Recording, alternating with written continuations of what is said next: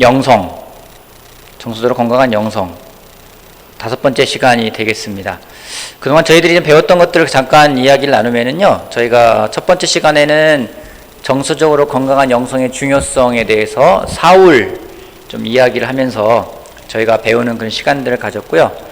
두 번째는 다윗을 통해서 자기 인식이 얼마나 또 정서적으로 건강한 영성을 위해서 중요한가, 또 세 번째 시간에는 과거를 올바르게 인식하는 것이 또 중요하다는 것을 요셉을 통해서 배웠고, 지난 시간에는 아브라함을 통해 가지고 한계에 봉착했을 때 그것을 뛰어넘어서 하나님이 주시는 새로운 변화된 삶을 살아가는 것에 대해서 같이 나눴습니다.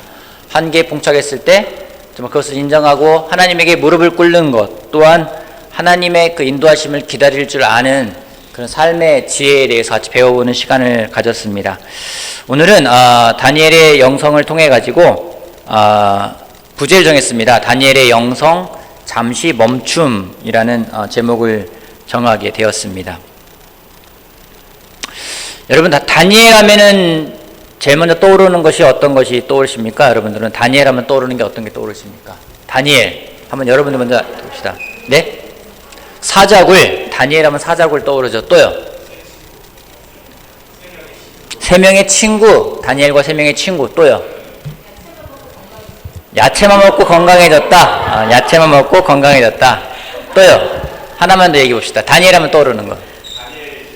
다니엘의 기도, 여러 가지가 떠오를 수 있습니다. 오늘은 다니엘의 영성, 다니엘은 과연 어떠한 영성을 가지고 있었는가, 그가 또 그런 영성을 가질 수 있었던 이유가 무엇인가에 대해서 같이 배워보는 시간을 가질 텐데, 먼저 다니엘이 어떤 사람이었는가, 다니엘이 성경에서 말할 때 다니엘이 어떤 사람으로 묘사되고 있는가를 먼저 성경을 통해서 배워보는 시간을 갖도록 하겠습니다. 다니엘서 1장 3절에서 4절 말씀 같이 한번 봅시다. 다니엘서 1장 3절에서 4절 말씀을 제가 읽어보겠습니다. 다니엘서 1장 3절에서 4절 앞에 화면도 떠 있고요. 같이 보시면 되겠습니다. 그때 왕은 아스부나스 환관장에게 명령하여 이스라엘 백성, 특히 왕과 귀족의 자손 가운데서 몸에 흠이 없고 용모가 잘생기고 모든 일을 지혜롭게 처리할 수 있으며 지식이 있고 통찰력이 있고 왕궁에서 왕을 모실 능력이 있는 소년들을 데려오게 하여서 그들에게 바벨로니아의 언어와 문학을 가르치게 하였다. 다니엘이 어떠한 조건에 속해 있는지를 알 수 있습니다. 왕과 귀족의 자손, 물론 이스라엘 왕과 귀족의 자손이 되겠죠. 특별히 이 포로 생활했던 곳은 남유다이기 때문에 유다 왕국, 다윗 계통, 그 왕과 귀족의 자손, 로얄 패밀리죠? 그죠? 들으면 어떻습니까? 로얄 패밀리에다가 몸은 어때요? 몸에 흠이 없다. 신체가 건강한 그런 청년입니다. 외모 어때요? 용모가 잘생겼다. 또 지혜는 어떻습니까? 모든 일을 지혜롭게 처리할 수 있을 정도로 지혜로웠어요. 학문적인 지식은요, 지식이 풍부합니다. 게다가 통찰력까지 있어요. 어떻습니까? 놀랍지 않습니까? 왕궁에서 왕을 모실 능력이 있어요. 그다음에 나이는 어떻습니까?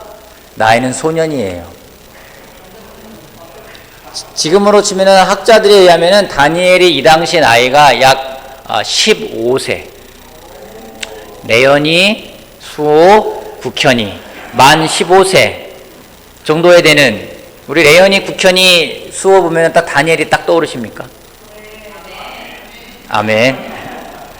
뭔가 그때 지금으로 친다면 어떠한 사람들이었을까요? 지금으로 친다면은 다니엘을 찾아보니까 이 인물이 뜨더라고요. 다니엘. 강다니엘이 떠요. 잘생겼어요. 그죠?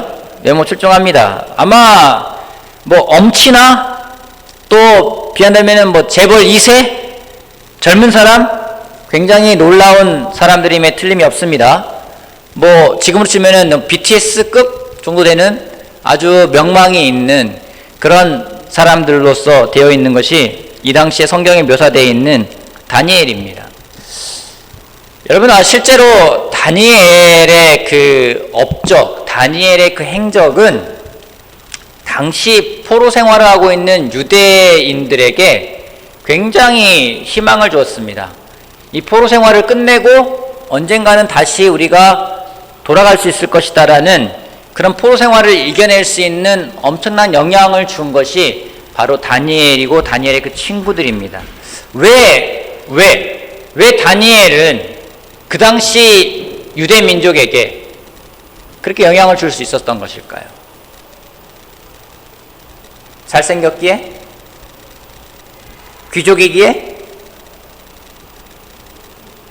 놀라운 배경을 가지고 있었기 때문에? 외모나 배경은 아니었다는 것을 우리가 알 수가 있습니다. 우리 다니엘서 6장 말씀을 같이 보도록 할게요. 다니엘서 6장. 여기는 같이 한번 찾아보시기 바랍니다. 다니엘서 6장 6절에서 9절 말씀을 같이 보겠습니다. 다니엘서 6장 6절에서 9절. 다니엘서 6장 6절에서 9절 같이 찾아서 한번 같이 읽어보겠습니다. 제가 읽어보겠습니다. 6장 6절. 그리하여 총리들과 방백들은 왕에게 나아가서 아뢰었다. 다리우스 임금님 만수무강하시기를 빕니다. 이 나라 정승들과 대신들과 지방 장관들과 고문관들과 총독들이 모두 의논한 바가 있습니다.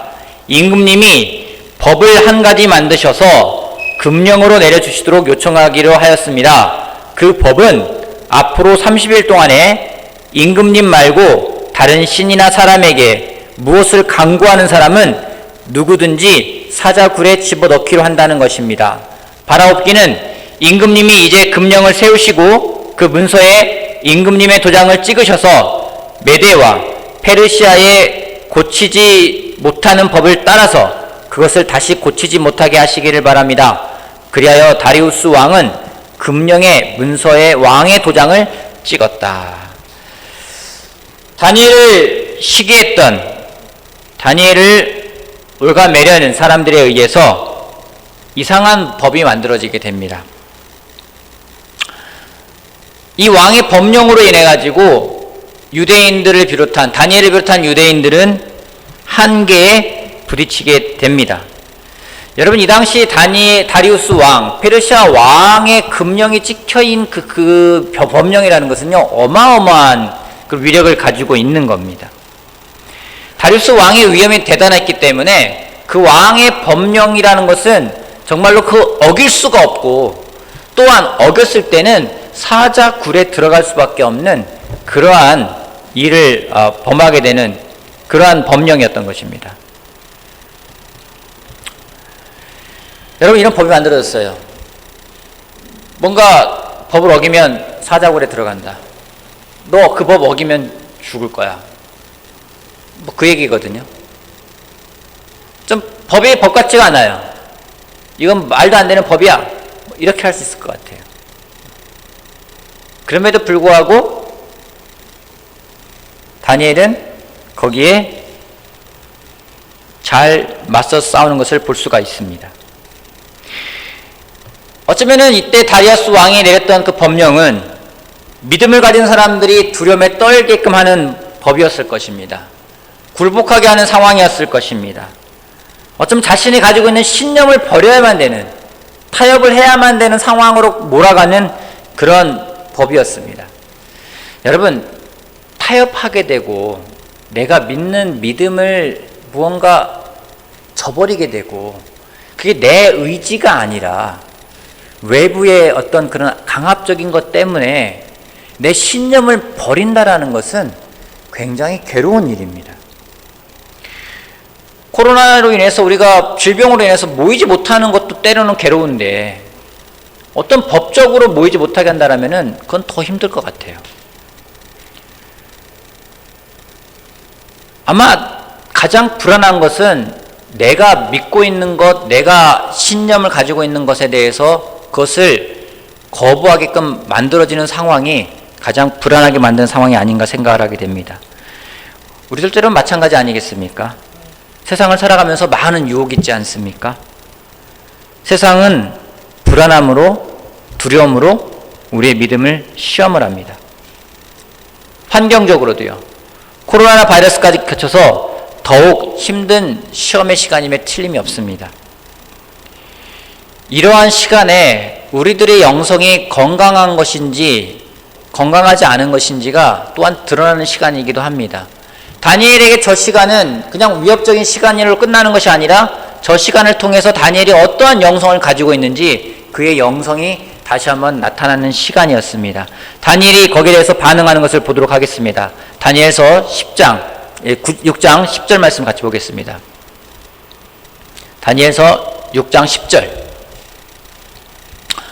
우리 같이 한번 읽어볼까요? 다니엘서 6장 10절 앞에 있는 화면 같이 보시고 같이 한 목소리 한번 읽어보겠습니다. 다니엘은 6장 10절 같이 읽어보겠습니다. 시작. 다니엘은 왕의 금령 문서에 도장을 찍은 것을 알고도 자기의 집으로 돌아가서 다락방으로 올라갔다. 그 다락방은 예루살렘 쪽으로 창문이 나 있었다.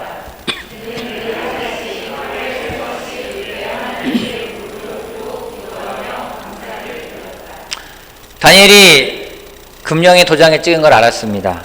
근데 다니엘이 하는 반응이 무엇인지 하나님께 기도하는데요. 그 기도가 어떤 기도인지 제가 표시해 놓은 것처럼 늘 하듯이 저는 이 말이 되게 좋았어요. 늘 하듯이 하루에 3번씩. 여러분, 다니엘이 왕이 법령을 찍은 것을 몰라가지고 법령을 만든 것을 몰라가지고 그냥 늘 하듯이 하던 게 아니에요. 우리 여러분 늘 하듯이 할 때가 언제 주로 늘 하듯이 합니까? 우리는 모를 때 늘 하듯이 해요. 어떤 외부의 조건에 변화가 없을 때 우리는 늘 하듯이 하게 됩니다. 다니엘이 몰랐기 때문에 늘 하듯이 했던 것이 아니었습니다. 다니엘은 알았습니다. 반대로 다니엘이 하루에 3번씩 기도했던 것이 이거 위기가 봉착했다 그러기 때문에 기도한 것도 아니에요. 위기가 온 것도 알았지만은 그럼에도 불구하고 늘 하던 대로 했다는 겁니다. 우리가 한 가지 알 수 있는 것이 있습니다. 이 어려움 속에서도 다니엘이 그 영성을 건강하게 지켜갈 수 있었던 이유는 무엇인지 그에게는 좋은 영적인 습관이 있었다라는 것입니다. 포로 생활하는 다니엘에게는 많은 도전이 있었습니다. 아까 말했듯이 먹는 것에 대한 도전이 있습니다. 음식을 정해주는 거예요. 그리고 이것만 먹으라는 겁니다. 저는 좋을 것 같아요. 근데 그 음식이 율법에 어긋나는 음식들인 겁니다. 그러기에 그들은 음식에 대한 도전에 직면합니다.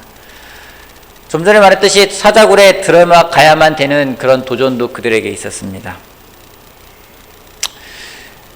아마 우리라면은 굉장히 많은 부분에서 어려움을 겪을 텐데 그럼에도 다니엘이 용기를 내며 다니엘이 될 수 있었던 이유가 무엇인가? 그가 왕족이고 귀족이고 그가 소위 말하는 금수저이기 때문인가? 그 외모가 출중했기 때문인가? 똑똑했기 때문인가? 성경은 그렇게 이야기하고 있지 않습니다. 그가 어려움을 이겨낼 수 있었던 이유 중에 한 가지가 무엇인지 그에게는 영적으로 좋은 습관을 가지고 있었다는 것입니다. 하루에 3번씩 기도하는 영적인 좋은 습관. 여러분, 우리가 한 가지 기억해야 돼요. 영적인 좋은 습관을 가지고 있으면요, 우리한테 오는 그 어려움들을 이겨내는데 굉장히 큰 역할을 한다라는 것입니다. 지난주에 우리 이민주 목사님께서 오셔가지고 삼시세끼라는 주제로 말씀을 전해주셨습니다. 지난 주 중에 참 되게 공감이 되었어요. 아침에는 기쁨의 기도를, 점심에는 미래에 대한 기도를, 저녁에는 감사의 기도를 드리는 삼시세끼 기도에 대해서 말씀을 나눠주셨습니다. 제가 권하고 싶습니다. 여러분, 우리가 정말 하나님과 관계를 가져가는 데 있어서 영적인 좋은 습관을 가져가기를 제가 권하고 싶습니다. 여러분 어떻습니까? 여러분 뉴스를 보면서 어떤 생각이 들어오십니까? 여러분 세상의 소식을 들으면 어떤 마음에 들어오십니까? 출근할 때 여러분들의 마음은 어떤 상태입니까? 의욕이 생깁니까? 오늘도 출근해가지고 열심히 일을 해가지고 정말 오늘 너무 기쁘다, 즐겁다, 감사하다, 이렇게 출근하는 게 얼마나 감사한 일이냐, 정말 이 시대에 내가 직장을 가지고 있는 게 얼마나 좋은 일이냐. 물론 그런 사람도 있을 것 같아요. 대부분 어떻습니까? 여러분의 자녀를 보면서는 어떤 생각이 들어오십니까? 자녀들의 미래를 생각하면서, 여러분들의 앞으로 10년 후에 20년 후에 노후를 생각하면서 여러분들은 어떤 생각이 들어오십니까? 세상에서 보여주는 것들을 보면서 어떤 생각이 들어오십니까? 저는요, 솔직히 고백하건대 매일 저녁에 뉴스를 다시 보기 할 때마다 마음이 불안합니다. 미래를 생각하면은 긍정적이고 야 정말 이런 좋은 일이 엄청나게 벌어질 거야 라는 기쁨보다는 불안함이 엄습해오는 것이 사실입니다. 또한 이 코로나 바이러스가 언제 끝날지도 모르겠고 어떻게 변형될지도 모르겠고 또 다른 바이러스가 언제 올지도 모르기 때문에 두려운 부분도 있습니다. 뉴스를 보면 지구는 온난화가 되어져 갑니다. 북극의 여름 빙하들이 점점 사라져간다고 합니다. 어떠한 이상 자연재해가 발생할지도 모르겠습니다. 그것이 나의 삶에 또 어떤 영향을 미칠지도 모르겠습니다. 우리가 앞으로 미래에 대해 생각하면서 긍정적이거나 희망적인 생각을 가져가는 것은 참 어렵습니다. 세상이 우리들을 그렇게 올가맵니다. 세상이 우리들을 그렇게 조여옵니다. 불안하게 만들어버립니다. 이런 불안함이 왜 우리들에게 영향을 미치는지, 이런 불안함들은요 우리들을 초조하게 만들고, 초조함은 우리가 올바른 선택을 못하게 만든다라는 겁니다. 그러게 세상은 우리들에게 혼란을 주고 우리들을 겁박합니다. 우리들을 협박합니다. 우리들에게 불안감을 조장합니다. 자꾸 그런 뉴스들만 내보내줍니다. 우리를 불안하게 만듭니다. 다니엘에게 들려오는 소식들은 다 다니엘을 불안하게 만드는 소식이었을 것입니다. 여러분, 다니엘이 전혀 흔들리지 않았다 그렇게 생각하지는 않습니다. 그 갈등하지 않았다 그렇게 생각하지도 않습니다. 갈등이 없었을까요? 전혀 태연하게 뭐 죽으면 죽으리라 그런 마음은 아니었을 것 같아요. 죽으면 죽으리라고 말했던 에스더조차도 떨리는 마음이 있었어요. 다니엘도 마찬가지였을 거라 생각을 합니다. 하지만 그럼에도 불구하고 그가 앞으로 나아갈 수 있었던 이유가 무엇인지 성경은 그의 좋은 습관을 우리들에게 말하고 있습니다. 늘 하던 대로 기도하는 습관, 늘 하던 대로 하나님에게 나아가는 습관, 그것은 다니엘을 다니엘로 만드는 그런 놀라운 습관이었습니다. 우리 다니엘서 2장 말씀 같이 볼게요. 2장 17절 말씀. 다니엘서 2장 17절 말씀.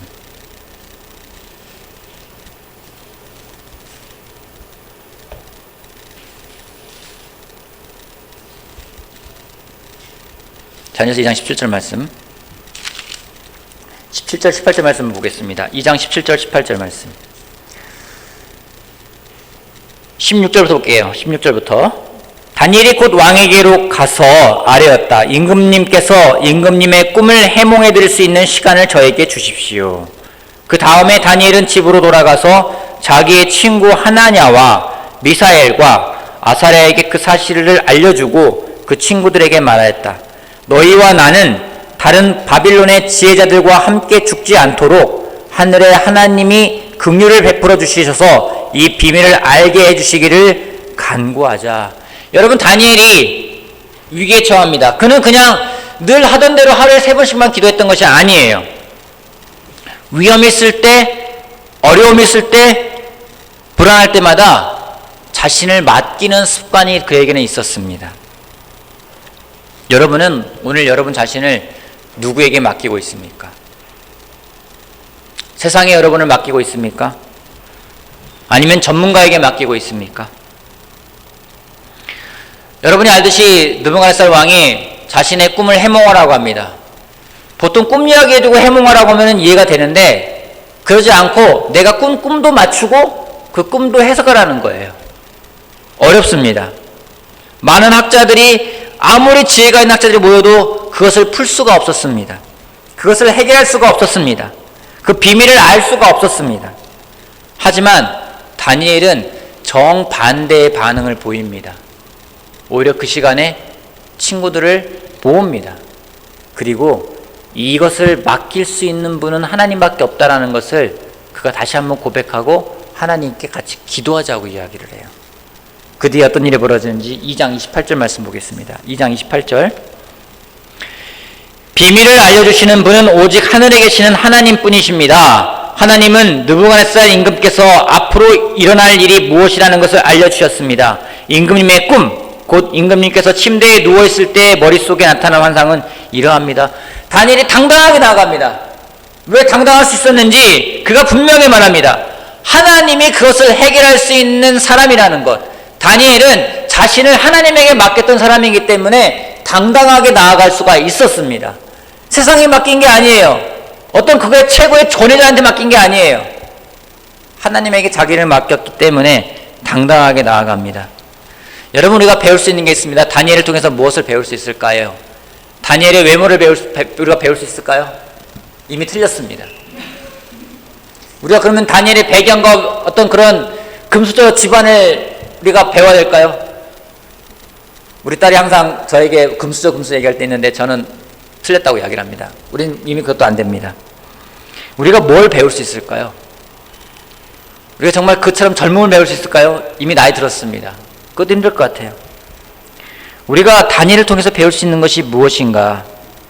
우리에게 주어진 상황은 어떻게 할 수가 없을 것 같아요. 하지만 다니엘을 통해서 감사하게도 다니엘의 능력이 그의 외모, 그의 지식, 그의 배경에 있는 게 아니라 하나님에게 있다는 것을 통해서 과연 우리가 오늘 하나님과 어떤 관계를 가져가고 하나님께 어떻게 우리를 맡게 될지를 배울 수 있다고 생각을 합니다. 그가 하나님과 가져가는 그의 삶에서의 리듬, 템포, 습관, 그런 것이 다니엘을 만들었다는 것을 성경은 이야기하고 있어요.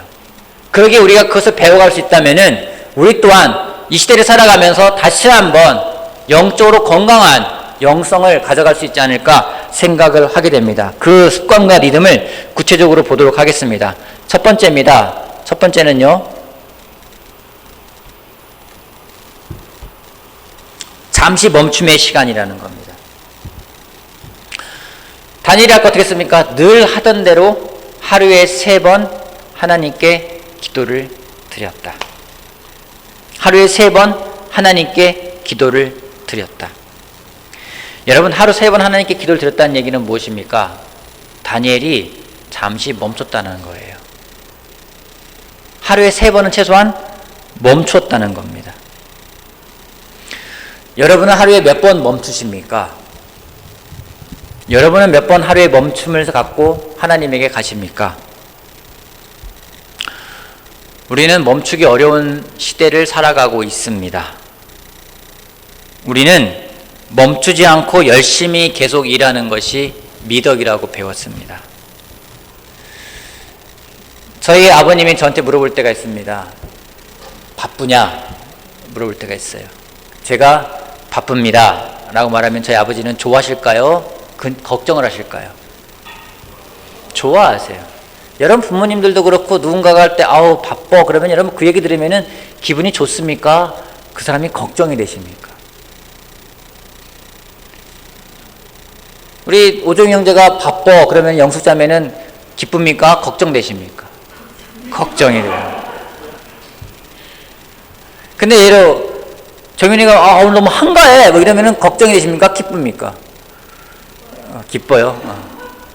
아마 우리는요 대부분은 누가 바쁘다고 하면은 기쁘고 한가하다고 하면은 걱정될 때가 있어요. 세상이 우리를 그렇게 만들었어요. 멈추지 않고 계속해서 일하는 것이 좋은 것처럼 우리는 배웠습니다. 또 멈출 수 없는 이유가 있어요. 왜 멈출 수 없는지 아십니까? 멈추면 불안해요. 뭔가 여기서 멈추면 안 될 것 같은 거예요. 초조해지는 것 같고 뒤처질 것 같고 쫓길 것 같기 때문에 계속 움직입니다. 우리가 배운 것은 쉬지 않고 계속 열심히 일하는 겁니다. 여러분 이 광고 혹시 기억이 나십니까? 이 광고 기억나십니까?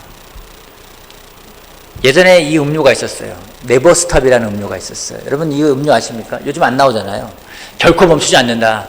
스포츠 음료인데요. 네버스탑 멈추지 않는다. 또 하나 뭡니까? 에너자이저. 이게 뭐예요? 얘가 뭐 하는 게 외치는 구호가 있죠. 100만 21, 100만 22 결코 지치지 않고 계속 한다라는 것입니다. 우리가 이런 부분들에 대해서 너무나 익숙해졌어요. 근데 여러분 한번 생각해 보세요. 하나님은 왜 밤이라는 걸 만들었고 왜 낮이라는 걸 만들어서 구분해 놨을까요? 왜 밤과 낮을 만들었을까요? 여러분 왜 밤과 낮이 필요할까요? 그냥 계속 낮이면 어때요? 어떨 것 같아요? 계속 밤이면 어떨 것 같아요? 하나님은 낮을 만들고 밤을 만들어 하셨어요. 그 이유가 뭘까요? 생각해 본 적 있으십니까? 그냥 뭐 낮이 있나 보다 밤이 있나 보다 생각을 하면서 하나님 그런가 보다 하지 우리가 생각 안 할 때가 있어요. 근데 한번 곰곰이 생각해 보세요. 왜 하나님은 밤이라는 걸 만들고 낮이라는 걸 만들어서 서로 구분해 놓았을까? 뭔가 우리가 구분되는 삶을 살길 원한다라는 거예요. 우리의 속성이 뭡니까? 우리의 속성은요, 멈추는 걸 싫어한다라는 겁니다. 아이들을 보면은 우리의 속성이 뭔지 알 수 있어요. 애들은 밤을 좋아할까요? 낮을 좋아할까요? 밤을 좋아해요? 밤을 좋아한다는 것은 이제는 어둠이 뭔지를 아는 애들이나 그렇고, 틴 때면 밤을 좋아하지만은 밑에 애들은 낮을 좋아해요. 왜요? 놀 수 있으니까. 놀 수 있으니까. 여러분, 애들 놀 때 그냥 내비두면 어떻게 놉니까? 계속 놀아요. 끊임없이 놀아요. 우리 틴애들도 마찬가지예요. 놀라고 내비두면은요, 계속 놀아요. 계속 놀아요. 멈출 줄 모릅니다. 하지만 어른들은 재우려고 합니다. 왜요? 잘 자야지 내일 또 잘 놀 수 있기 때문에 그런 거예요. 솔직히는 내일 잘 놀기 위해서 자는 건데 애들은 자는 시간이 아까운 거예요. 더 놀아야 된다 생각을 하는 거예요. 근데 여러분, 남만 만들어 놔보세요. 그럼 인간이 어떻게 지낼까요? 계속 일만 할 거예요. 계속 일만 할 겁니다. 잠시 멈출 줄 아는 사람이 어른입니다. 성숙하다는 것은 잠시 멈출 줄 아는 것입니다. 근데 현대를 살아가는 우리들에게 이건 쉬운 일이 아닙니다. 우리는 쉬는 법을 배우지 못했어요. 멈추는 법을 배우지 못했습니다. 참으로 바쁩니다. 아까 말했듯이 멈추면은 불안합니다. 근데 여러분, 한 가지 기억할 것이 있습니다. 멈추지 않으면은 우리가 제대로 볼 수 없다라는 겁니다. 등산을 하더라도요, 잠시 멈추지 않으면은 산을 볼 수가 없고, 잠시 멈추지 않으면은 내 발밑에 깔려있는 풍경을 볼 수가 없습니다. 여러분, 산 정말 쉬지 않고 계속 올라가 보세요. 눈에 들어오는 게 뭔지 아십니까? 계단밖에 없어요. 가파른 것밖에 없어요. 그러면 그런 생각도, 내가 도대체 왜 산에 왜 올라오는 거지? 이 생각 들면서 내가 그 뭐로 올라가지? 이런 생각이 들어와요. 여러분, 운전해 보신 분들은 알 겁니다. 운전하면서 과속해 보세요. 눈에 들어오는 게 뭐가 있습니까? 눈에 들어오는 거 앞에 도로밖에 없어요. 전혀 안 들어옵니다. 하지만 멈추면 주변의 것이 보입니다. 하나님은 우리가 그런 시간을 갖기를 원해요. 하루 중에 살아가면서 회사 출근한다 칩시다.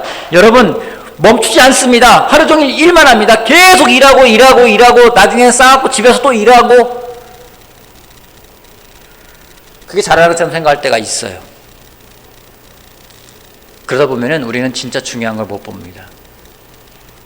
여러분, 정말 스트레스 받는다면, 괴롭다면 그땐 잠시 멈추는 시간을 갖길 바랍니다. 뭐 오랜 시간 되지도 않잖아요. 10분이든 20분이든 잠시 하나님께 가서 기도할 수 있는 시간, 잠시 멈추고 하나님이 보여준 것들을 볼 수 있는 시간. 여러분, 10분 20분 끙끙대고 알아있는다고 그 문제가 해결되는 것도 아니잖아요. 그런다고 일이 더 잘 되는 것도 아니잖아요. 잠시 멈출 수 있는 시간. 계속 쉬지 않고 한다면 우리는 우리 삶에 가장 중요한 것을 잃을 수도 있습니다. 멈추기 위해서는 멈추는 습관이 필요합니다. 저에게는 올해 들어서 하나의 습관이 생겼습니다. 매일 밤이면 집 앞에 있는 공원에 나가서 기도하는 겁니다. 1시간 정도를 걷거나 또 마지막에는 뛰거나 그러면서 기도를 합니다. 기도하고 들어다 보면은 저희 집에 지하에 헬스장이 있어가지고 아파트에, 거기서 한 30분 40분 동안 근력 운동을 하고 집에 들어옵니다. 그냥 습관이 돼버렸어요. 밤에 안 나가면 좀 이상합니다. 이제 집에서도 그걸 알기 때문에 제가 밤에 안 나가고 앉아있으면 제 아내가 물어봅니다. 오늘 안 나가? 물어봐요. 제 아이도 뭐 밤에 나가는 게 당연하게 생각을 하고 있어요. 밤에 나가서 1시간 정도 시간 보내고 들어오는 것이 저에게는 습관입니다. 여러분, 그 시간이 습관이 되니까 저한테 좋은 게 뭔지 아십니까? 저에게는 에너지를 만들어 놓는 시간이에요. 하루에 있었던 것들을 다시 한번 복귀하면서 하나님하고 시간을 보내는 시간이기 때문에 그 시간이 굉장히 특별합니다. 그 시간이 없으면 뭐 하며 지낼까요? 인터넷을 하던가 제 관심 있는 걸 찾아보던가 그러면서 그 시간을 보내겠죠. 근데 그러지 않고 무엇인가 습관이 생기니 오히려 굉장히 에너지를 얻을 수 있는 것을 볼 수가 있습니다. 성경 인물 가운데 위대했던 사람들은 다 쉬는 시간이 있었습니다. 멈추는 시간이 있었습니다. 나중에 찾아보십시오. 시편 119편 164절에 보게 되면은 하루에 7번 하나님을 찬양한다는 얘기가 나와요. 그 얘기가 뭐겠습니까? 하루에 7번은 멈춘다라는 얘기예요. 하나님을 찬양하기 위해서 하루에 7번은 멈춘다는 겁니다. 다니엘은 3번 기도했습니다. 하루에 그에게 최소한 3번은 멈추는 시간이 있었습니다. 예수님은 어땠습니까? 예수님은 종종 자주 멈추는 시간을 가졌어요. 할 일이 너무 많기 때문에 너무 스트레스가 많기 때문에, 너무나 불안하기 때문에, 너무 초조하기 때문에 계속 열심히 일한 것이 아니라 그때그때마다 멈추는 습관을 가져갔다는 것이 바로 성경의 위대한 인물들이었습니다. 하나님을 만나면 혼란했던 머리가 정상으로 돌아옵니다. 제자리로 돌아옵니다. 여러분은 하루 바쁜 일과 중에 얼마나 멈추고 계십니까? 하루를 바쁜 삶을 살아가면서, 때로는 불안한 삶을 살아가면서, 초조한 삶을 살아가면서 얼마나 멈추고 계십니까? 10분이든 20분이든 멈추는 시간을 갖기를 제가 바랍니다. 그런 습관을 만들어 보기를 바랍니다. 그 습관은 우리들이 정서적으로 건강한 영성을 가져가는데 굉장히 큰 도움이 될 거라고 저는 확신을 합니다. 놀랍게도 우리가 배우지 못한 게 있습니다. 모르겠어요. 제가 배우지 못한 게 있어요. 제가 배우지 못한 건 요즘 깨닫는 것이 있는데 그것은 무엇인지 쉬는 법을 배우지 못했다는 거예요. 쉬는 법. 쉬라고 해도요, 어디 여행 가 쉬어야지, 아니면 어디 조용한 데 가서 쉬어야지, 쉰다고 하는 게 어떤 건지 가서도 뭔가를 해야 된다는 생각이 드는 거예요. 뭔가 거기서도 생산적인 뭔가를 만들어내야지만이 내가 잘 쉬었어라는 생각을 해야 된다는 거죠. 거기서도 그런 생각을 가지고 갑니다. 요번에 가서는 이런 시간들을 보내고 와야지. 그걸 가져서도 그런 시간을 보내려고 노력을 해요. 근데 예수님이 하신 말씀을 보면은 굉장히 새로운 것을 볼 수가 있습니다. 우리 마태복음 11장 말씀 같이 보겠습니다. 아까 웰컴할 때 우리 이훈 형제가 읽었던 말씀인데, 마태복음 11장 28절에서 30절 말씀, 굉장히 유명한 말씀이기 때문에 같이 한번 읽어보겠습니다. 마태복음 11장 28절에서 30절. 수고하고 무거운 짐 진 사람은 같이 한번 읽어보겠습니다. 자, 시작. 수고하며 무거운 짐을 진 사람들은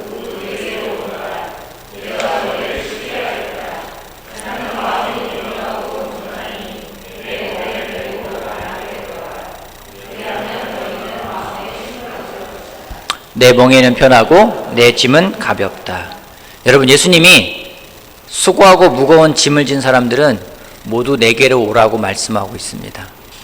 예수님이 우리들을 초대하고 있어요. 내게 오래요. 왜요? 왜 오래요? 쉬라고. 근데 여러분, 예수님에게 갈 때 나 쉰다 이런 생각을 가지고 가십니까? 저는 그래요. 예수님한테 갈 때 또 뭔가 목적을 가지고 가요. 아, 쉬어야 되겠다가 아니라, 그래, 예수님하고 또 뭔가 단판을 봐야 되겠다. 이 문제 물어봐서 해결해야 되겠다. 제가 배운 게 그런 겁니다. 아, 내가 쉬는 법을 모르는구나. 예수님한테 가는 시간이 나한테는 쉼의 시간이 아니었구나. 또 일의 시간이었구나. 뭔가 그런 마음으로 가는 거예요. 예수님, 저에게 뭔가 말씀해 주세요. 제가 미션을 받겠습니다. 이런 마음으로 간다라는. 근데 예수님 말씀하지 않으셨어요. 내게 오라고요. 네가 수고하고 무거운 짐을 진 걸 내가 알고 있으니까 나에게 오라고요. 왜요? 내가 너를 쉬게 하겠다고 이야기를 하고 있어요. 근데 여러분은 예수님에게 가서 쉬고 계십니까? 아니면 예수님이 주는 새로운 미션을 받아갖고 오십니까? 솔직히 예수님이 주는 미션이 아니라 내가 만들어 놓은 미션일 때가 많이 있어요. 하나님은 너무나 인자하시고 하나님은 너무나 은혜로우시기 때문에 우리가 얼마나 스트레스를 받는지를 잘 알고 계세요. 우리가 얼마나 수고하며 우리의 짐이 얼마나 무거운지를 하나님은 잘 알고 계십니다. 잘 알고 계시기에 내게 오래요. 근데 우리는 다른 곳으로 갑니다. 세상 사람들은 수고하고 무거운 짐을 지고 술집으로 갑니다. 어떤 사람들은 약물 중독으로 갑니다. 어떤 사람들은 그것을 싸질머지고 자기만의 동굴로 들어가기도 합니다. 예수님 말씀하세요. 내가 너가 수고한 거 알고 있다. 너의 무거운 짐도 알고 있다. 내게 오라고요. 여러분, 알아주는 사람에게 가야 됩니다. 알아주는 사람에게 가는 게 가장 중요한 거예요. 그렇다면 우리가 어떻게 하는 걸 잘 쉬는 것일까? 지금까지는 제가 여기까지는 깨달은 부분들, 배운 부분들만 같이 나누겠습니다. 어떻게 하는 게 가장 쉬는 것인가? 출애굽기 20장 8절에서 11절까지 보겠습니다. 제가 읽어보겠습니다. 출애굽기 20장 8절에서 11절. 안식일을 기억하여 그날을 거룩하게 지켜라. 너희는 엿새 동안 모든 일을 힘써 하여라. 힘쓰래요. 그러나 일의 날은 주 너희 하나님의 안식일이니 너희는 어떤 일도 해서는 안 된다. 너희나 너희의 아들들이나 딸들이나 너희의 남종이나 여종만이 아니라 너희 집짐승이나 너희 집에 머무르는 나그네라도 일을 해서는 안 된다. 내가 엿새 동안 하늘과 땅과 바다와 그 안에 있는 모든 것들을 만들고 이렛 날에는 쉬었기 때문이다. 그러므로 나 주가 안식일을 복주고 그날을 거룩하게 하였다. 뭔 얘기예요? 쉬란 얘기예요. 아무것도 하지 말고 쉬란 얘기예요. 여러분 아무것도 안 하고 쉬면은 어떻습니까? 불안하지 않아요? 전 불안해요. 뭔가 해야 될 것 같아요. 창세기 이런 말이 있습니다. 창세기 2장 2절 3절 하나님은 하시던 일을 엿새까지 다 마치시고 이렛 날에는 하시던 모든 일에서 손을 떼고 쉬셨다. 이렛 날에 하나님이 창조하시던 모든 일에 손을 떼고 쉬셨으므로 하나님은 그날을 복되게 하시고 거룩하게 하셨다. 복이 되고 거룩한 이유가 무엇인지 모든 일에서 손을 떼셨기 때문이라고 이야기를 하고 있어요. 하나님이 우리들에게 그런 거 아신 것 같아요. 널 쉬라고 해도 어떻게 쉴지 모르지 내가 알려줄게 라면서 하나님이 먼저 본을 보이셨어요. 하나님에게 쉬는 날은 그냥 그럭저럭 지나가는 시간이 아니었습니다. 내가 안식을 갖는다, 내가 잠시 멈춘다, 그 시간, 오늘 하루가 나에게 이제 마무리가 되어지고 내가 안식을 취한다, 그 시간은 그냥저냥 보내는 쓸모없는 날이 아니라 그날은 가장 거룩한 날이고 그날은 가장 축복된 날이라는 겁니다. 안식이라는 그 의미, 쉼이라는 의미가 무엇인지 축복이라는 의미가 담겨 있는 겁니다. 하나님은 하루하루를 매듭을 지으셨습니다. 그냥 6일 동안 만들 일들을 쉬지 않고 쫙 만들고 쉰 것이 아니라 하루하루 매듭을 지으셨습니다. 연속적으로 쫙 하신 것이 아니라 매듭을 지으면서 마무리했습니다. 여러분 마무리할 때 어떻게 마무리하신지 아십니까? 하나님이 하루에 이렇게 천지를 만드신 다음에 아유 힘들어 오늘 되게 애썼네 이렇게 말씀하셨나요? 아니에요. 하나님의 하루 마감이 어떻습니까? 어떻게 마감했어요? 보시기에 좋았더라. 여러분 그러면 어떻게 마감한 거예요? 마감하면서 너무 기쁘게 마감을 한 거예요. 오늘 하루 너무 좋았어. 하나님이 그런 거야. It was good. 너무 좋았어. 오늘 하루 너무 감사했어. 너무 좋았어. 왜요? 생산물들이 놀랐기 때문에. 여러분 어찌 보면 우리가 죄질 것도 다 알고 있었어요. 그럼에도 불구하고 우리를 만드시고 너무 좋아하셨어요. 만드실 것을 보고 감사하고 기뻐하고 즐겁게 하는 것이 하나님이 안식을 취하신 방법입니다. 여러분은 하루를 어떻게 마무리하고 계십니까? 여러분은 어떻게 안식에 거하는 시간을 갖고 계십니까? 잠자리에 누워서 다리를 뻗을 때 다들 뭐 어떤지 모르지만은 다리를 뻗으면서 그런 얘기 하잖아요. 아우 좋다. 그러면 누워요. 그죠? 좋잖아요. 기분 좋잖아요. 그럼 잘 잘 수 있어요. 근데 누우면서도 많은 근심과 걱정 속에서 이러면 누운 사람들이 있어요. 잠도 못 자요. 그 다음날 일하면 또 머리가 아파요. 그러고 나서 또다시 괴로워해요. 그 사람에게 잠자는 시간은 쉼이 아니에요. 고생하는 시간이에요. 여러분 그렇게 살고 싶으세요? 하나님이 본을 보이셨어요. 하루를 보면서 좋았다. 감사하다. 기쁘다. 그렇게 하고 마무리를 하셨습니다. 여러분 진정한 안식은 우리한테 주어진 것들을 감사하는 마음으로 잘 즐길 때의 안식이 됩니다. 집안이 안식처가 되길 원한다면은 집안에서 있는 사람들과 즐겁게 감사하게 지내면 돼요. 때로는 그럽니다. 밖에서 치이고 밖에서 괴로워하고 집에 들어가 또 치이고 집에 가서 괴로워하고 그럴 때가 있어요. 아까 형제들한테 제가 이걸 좀 보여줬어요. 이거는 제가 아침에 골라온 집입니다. 어떻습니까? 집 좋아 보여요? 제 딸아이가 그토록 꿈꾸는 2층 집, 2층 집이에요. 되게 모던하고 안에도 되게 밝고 좋은 것 같아요. 형제들한테 이 집 어떠냐 하니까 별로 그저 그렇대요. 그럼 너희들이 마음에 드는 집을 골라봐라 했더니 막 고르는데 이런 집을 골라요. 수영장 있는 집이 좋다고 수영장 있는 집을 골라요. 그래서 이 집을 골라가지고 이 집 어때? 물어봤어요. 우리 득수 형제가 있었고 훈 형제가 있었어요. 이 집 어때? 그러니까 좀 부담되는데요. 왜 부담되니까 저거 어떻게 관리해요? 그래서 그랬어요. 돈 있어두면 니네들 그런 이런 집 안 사줄게 이렇게 제가 얘기를 했어요. 여러분 이런 집 있으면 어떨 것 같습니까? 좋았겠죠. 그렇죠. 어떤 사람들은 좋긴 하겠지만 저거 유지하려면 엄청나게 되는데 그러면 안 사면 돼요. 근데 이런 거 생각하면서 우리가 많은 고민들을 해요.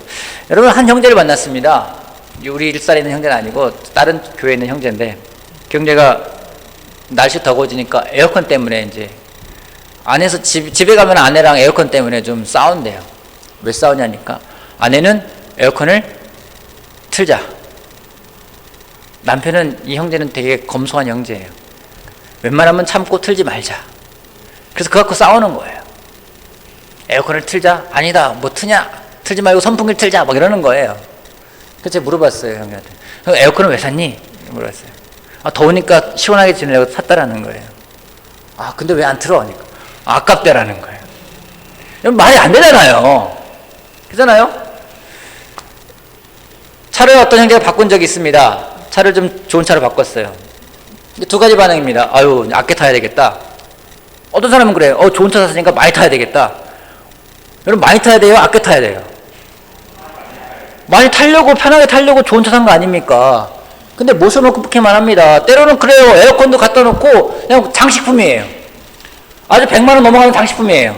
고가. 우리가 마찬가지예요.